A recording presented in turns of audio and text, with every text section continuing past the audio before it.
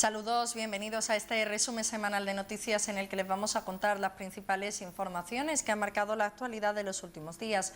Comenzamos y lo hacemos hablándoles de los presupuestos generales del Estado para el próximo año, que destinan a Málaga 180 millones de euros, 100 menos que este 2013. El Museo de Málaga y el acceso sur al aeropuerto se llevan algunas partidas, mientras que el anillo ferroviario de Antequera no recibirá ninguna. Los presupuestos generales del Estado recogen para Málaga una inversión para 2014 de más de 180 millones de euros, unos 100 millones menos que en el presente ejercicio, cuando superaron los 280. Entre los proyectos incluidos en estos presupuestos se encuentran el acceso sur al aeropuerto, con 4,8 millones de euros, a lo que se han de añadir 11,1 para urbanización, viales y obras. También AENA Aeropuertos, que en total invertirá más de 37,5 millones de euros, contempla 11 millones para expropiaciones, 1 para actuaciones medioambientales y medio millón de euros para la mejora del sistema de navegación aérea. No figuran partidas, por ejemplo, para proyectos como el de los Baños del Carmen o el anillo ferroviario de Antequera, para la remodelación del edificio de la terminal Pablo Ruiz Picasso, que contempla casi 7 millones para 2017 de un coste total superior a 50, ni para el taller de alta velocidad de Los Prados. Puertos del Estado prevé una inversión en Málaga de 2,2 millones de euros. Adif destina 86,2 millones a Málaga, de los que 82 son para el AVE a Granada, 100.000 para la supresión de pasos a nivel y más de 1 millón para renovaciones de vías. En el caso de Aquamed, la inversión prevista es de 13,2 millones en 2014. Así, para la reutilización de aguas residuales en la estación depuradora de Cerro del Águila habrá 2,2 millones. Más de 3 millones para este mismo concepto en la EDAR de la Víbora. 559.000 euros para el tratamiento terciario en la EDAR de Peñón del Cuervo, en la capital. 3,2 millones para la conducción Cerro Blanco hasta la potabilizadora de El Atabal o 4 millones para la remodelación de la ETAP de Pilones. En lo que respecta al Ministerio de Agricultura, Alimentación y Medio Ambiente y los organismos dependientes de este, se prevé una inversión de 5 millones para Málaga dentro del Plan Nacional de Calidad de las Aguas en Andalucía, 1,2 millones de euros para la redistribución y mejora de tierra en las playas de la provincia, 300.000 euros para el control de la regresión de la costa y unos 700.000 euros para la protección y recuperación del sistema litorales. El Ayuntamiento va a congelar la mayor parte de las tasas e impuestos para el próximo ejercicio económico. En cambio, el IBI urbano subirá un 2,2%. No obstante, el consistorio volverá a exigir al Gobierno una nueva bajada de los valores catastrales. La nueva ordenanza fiscal municipal para el 2014 trae la congelación de la mayor parte de las tasas municipales. Costará lo mismo el billete del autobús, el SARE, el aparcamiento o la grúa. También se mantiene la tasa del impuesto de vehículos de tracción mecánica. No obstante, sí va a subir el IBI urbano, una media del 2,2%, es decir, unos 6 o 7 euros al año. El Ayuntamiento recuerda que esto se debe a la revisión de los valores catastrales que se hizo en 2008 por parte del Gobierno, que cada vez tiene que ver menos con la realidad de los precios actuales. El Ayuntamiento volverá a solicitar al Estado una actualización de estos valores para el año 2015. Nosotros sabemos que es difícil que se produzca una revisión catastral antes de 10 años. ¿Qué estamos haciendo, por tanto? Bueno, pues ya que la revisión catastral no es posible, queremos, y así hemos insistido al Ministerio en determinadas ocasiones, que se realice una actualización de los valores catastrales. En esa línea estamos y bueno, deseamos y esperamos que podamos volverlo a solicitar este año 2014 y que pueda ser posible. Esto sería importante porque esas diferencias las podría temperar aún más y además no solamente estaríamos hablando del IBI, sino que el valor catastral afecta, como ustedes saben, a tributos no solamente municipales, como puedan ser la plusvalía, sino también a otros de carácter autonómico, incluso nacional. En cambio, el IBI para el sector productivo sí va a reducirse para incentivar la actividad económica y la contratación.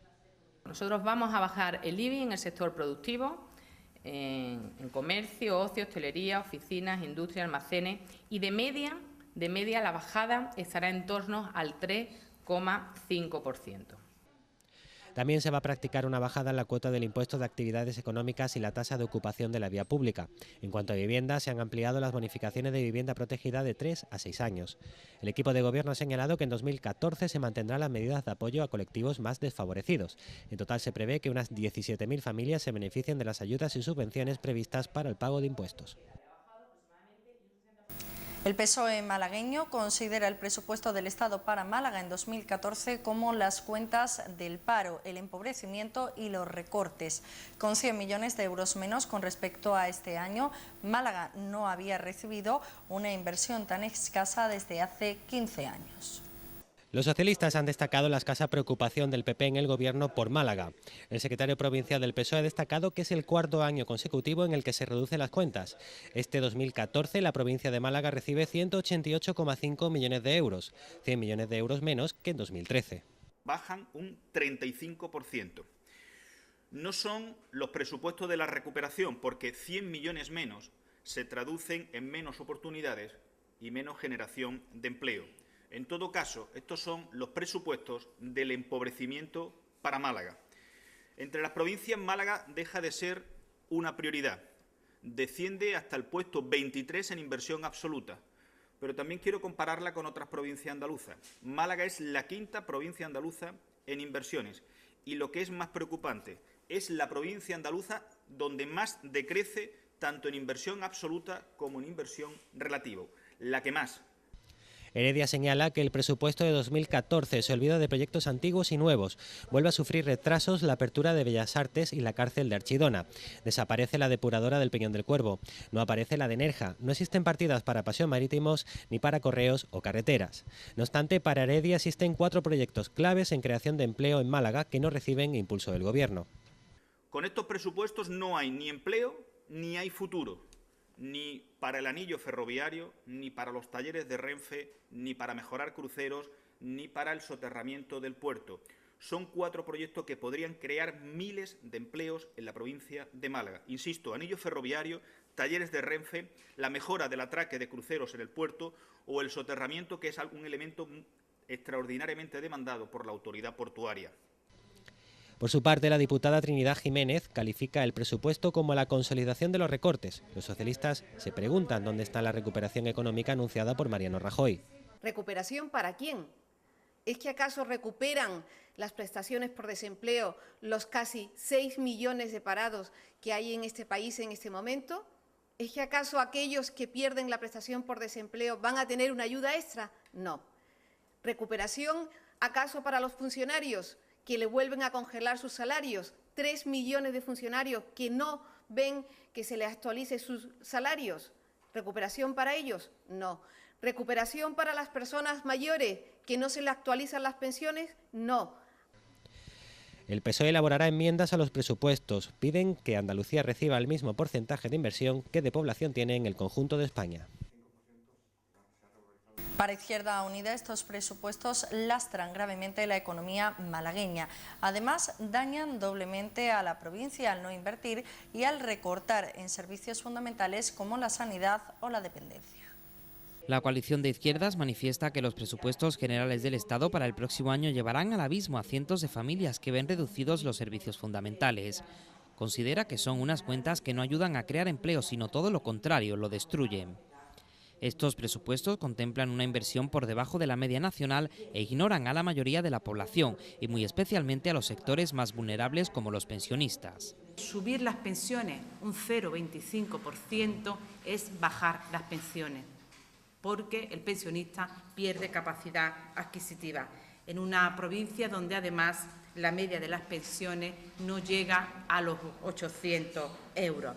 Por tanto, es un nuevo ataque a una parte de la población vulnerable, pero que además está tirando de mucha economía doméstica aquí en la provincia de Málaga. En cuanto a los proyectos que deja de contemplar el presupuesto, Lola Quintana señala, entre otros, la desaparición de partidas para los baños del Carmen. Por ello, Izquierda Unida elaborará una serie de enmiendas. Una de ellas pedirá que el estudio para ampliar el Cercanías a Marbella cuente con un montante superior que permita que este tren pueda llegar hasta Rincón de la Victoria y aproveche la obra del metro para llegar a la Marina y que este mismo medio de transporte dé servicio a Antequera. Otra enmienda es relativa al campamento Benítez. Solicitará al Gobierno que incluya una partida para convertir estos terrenos en parque. Asimismo, califica de insuficientes las partidas que recibe la promoción cultural y el turismo. Tampoco nos satisface la apuesta porque no existen vivienda, en fomento del empleo, la sanidad y la educación son los elementos que más resultan atacados. Y con estos mimbres, pues la verdad que la provincia no puede avanzar y desde Izquierda Unida le anunciamos ya la elaboración de enmiendas que tendrán que ver con la existencia de un dinero comprometido para que el campamento de Benítez se convierta de una vez por todas en esa gran zona de esparcimiento, en ese gran parque urbano. Lo que sí satisface a Izquierda Unida es la renuncia del Gobierno central al proyecto del anillo ferroviario. Por ello reclama al Ejecutivo que se una a proyectos económicos rentables y sostenibles, como el Puerto Seco de Antequera, e incluya una partida para ello. Después de estas reacciones que mayoritariamente tachan de insuficiente el presupuesto general del Estado para 2014 que se va a destinar a Málaga, esta semana la diputada popular Celia Villalobos ha salido en su defensa. Recuerda que Málaga ha recibido mucho del Gobierno en la última década y ahora toca ser solidarios con el resto de provincias andaluzas. Para Celia Villalobos, el presupuesto estatal de la provincia para el próximo ejercicio económico está adaptado a las necesidades reales de Málaga. La diputada nacional ha remarcado el gran esfuerzo inversor del Gobierno en esta provincia en los últimos años, con la mejora del aeropuerto, la finalización del AVE o la A7. ¿O es que Granada no tiene derecho a que el AVE le llegue como nos ha llegado a nosotros? Es que no lo puedo llegar a entender. Yo me solidarizo con mis compañeros granadinos como lo hicieron conmigo cuando aquí venía muchísimo dinero y a Granada, ¿no? Pero es que tienen que acabar esas inversiones. Por lo tanto, lógicamente las inversiones se hacen con un sentido común y con unos objetivos muy claros de desarrollo económico del conjunto. Y yo como andaluza me siento muy orgullosa de que haya y muy contenta de que haya un desarrollo en algunas infraestructuras que todavía son necesarias.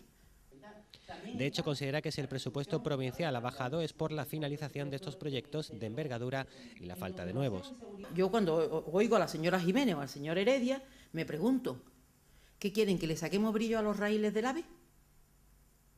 ¿O tal vez que cambiemos los cristales del aeropuerto de Málaga?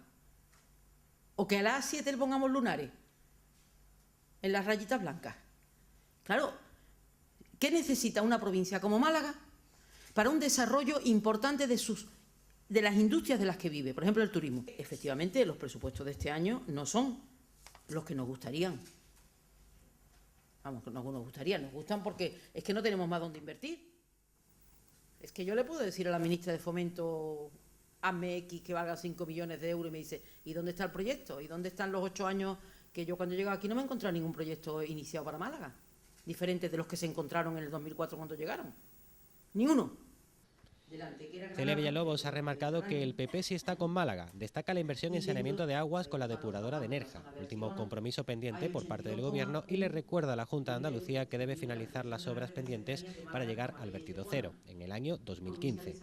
Villalobos ha interpretado las cuentas desde el punto de vista regional. En este sentido, aunque Málaga tenga el presupuesto más bajo de los últimos 15 años, la comunidad autónoma andaluza ha aumentado el presupuesto en obras de fomento un 3%.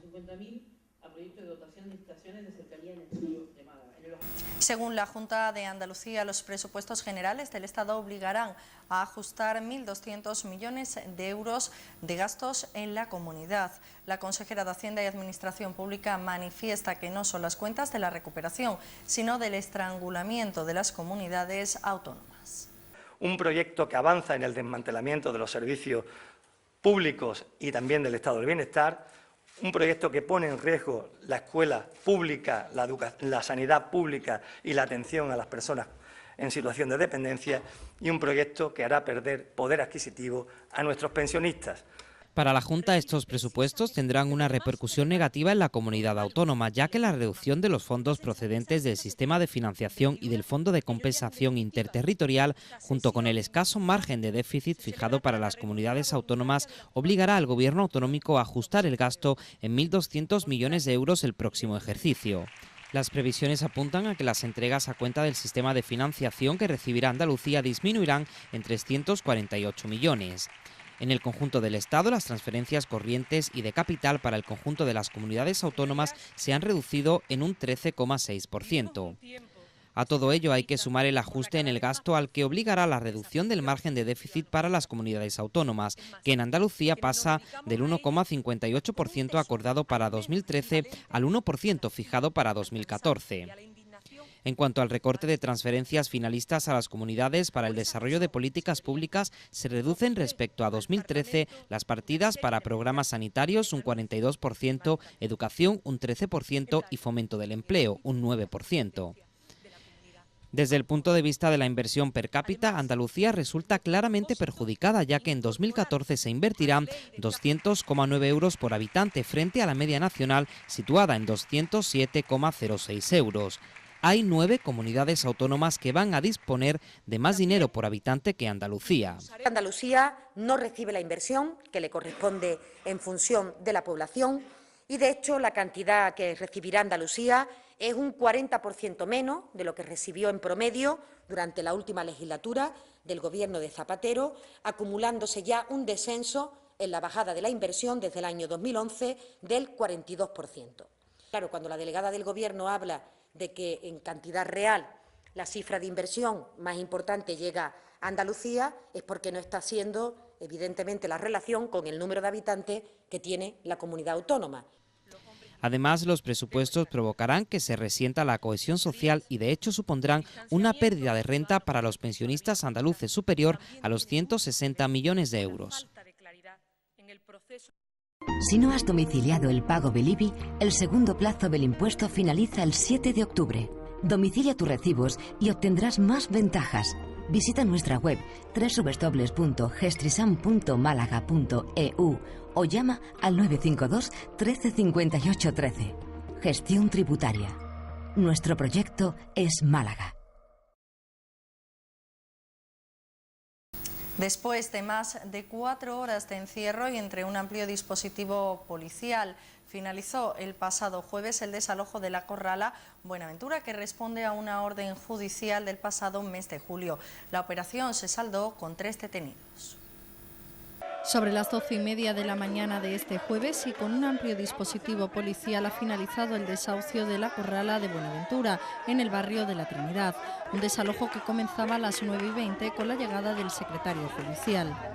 Minutos después, la policía ha entrado en la vivienda y ha accedido a la azotea, donde se encontraban unas 7 personas.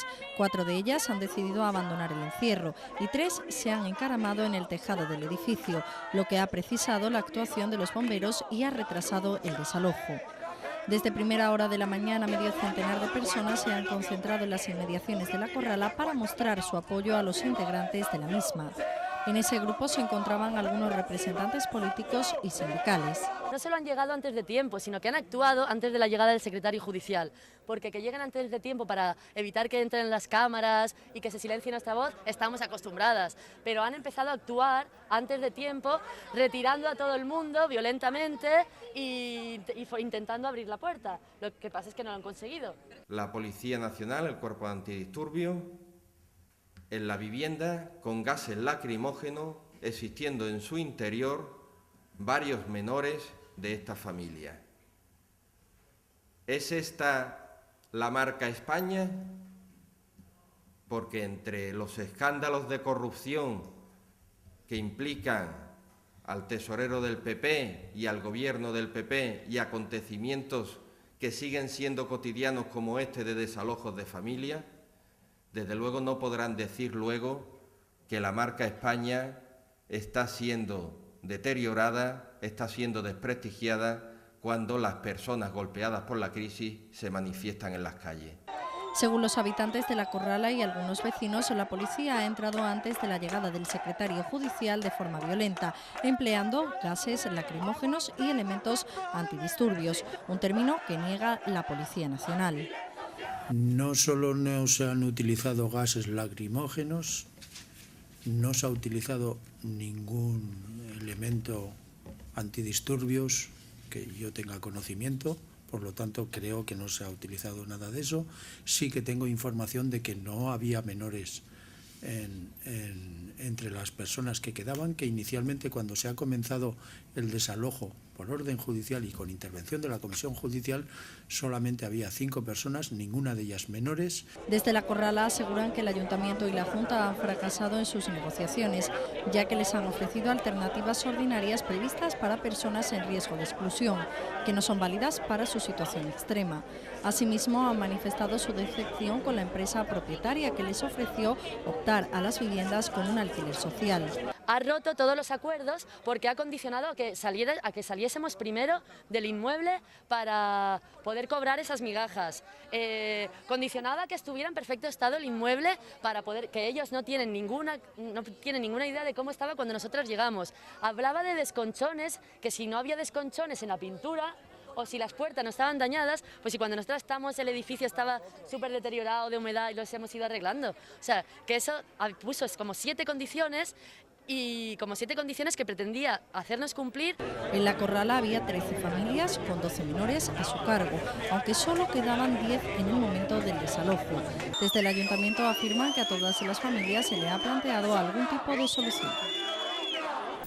Durante 40 minutos, el presidente del Tribunal de la Sala de la Audiencia de Málaga, José Godino, leyó las condenas a los procesados en el mayor juicio contra la corrupción política en España. Los principales acusados, Juan Antonio Roca y Julián Muñoz, han sido condenados a penas de hasta 11 años de prisión, una cifra muy inferior a lo que pedía el Ministerio Público, que era de 30 años. Por otro lado, casi un tercio de los acusados han salido absueltos. La Audiencia Provincial de Málaga ha notificado los casi 5.000 folios que sentencian el caso Malaya, la mayor trama de corrupción municipal destapada en España, con 84 procesados. Hay que recordar que 2 personas han fallecido desde el inicio de la vista oral y Anticorrupción retiró los cargos contra otros 9 imputados. El tribunal habla de la absoluta dejación de funciones que realizaron los concejales procesados, aquietándose a los tejemanejes del señor Roca y sus amigos Carlos Sánchez y Andrés Lietor. De esta forma, el juez considera a José Antonio Roca el gran corruptor del Ayuntamiento marbellí y creador de un inmenso sistema de urbanismo venal a la sombra del fallecido alcalde Jesús Gil, que además le dio plenos poderes, y de sus sucesores, a los que manejó como marionetas. Ha sido condenado a 11 años de prisión y 240 millones de euros de multa. La Audiencia Provincial de Málaga lo considera culpable de delitos continuados de cohecho y blanqueo, prevaricación y fraude. La Fiscalía le pedía 30 años. Condenamos al señor Juan Antonio Roca Nicolás como autor de un delito continuado de cohecho pasivo para acto injusto no realizado a la pena de 2 años de prisión, inhabilitación especial para empleo o cargo público por tiempo de 5 años y multa de 40 millones de euros. Lo condenamos como autor de un delito de fraude a la pena de 2 años de prisión e inhabilitación especial para empleo o cargo público por 8 años. Como autor de un delito de prevaricación a la pena de inhabilitación especial para empleo o cargo público por 8 años. En cuanto a su familia, su mujer e hija han sido absueltas. Por su parte, Julián Muñoz ha sido condenado a 2 años de cárcel y 16 de inhabilitación por los delitos de fraude y prevaricación.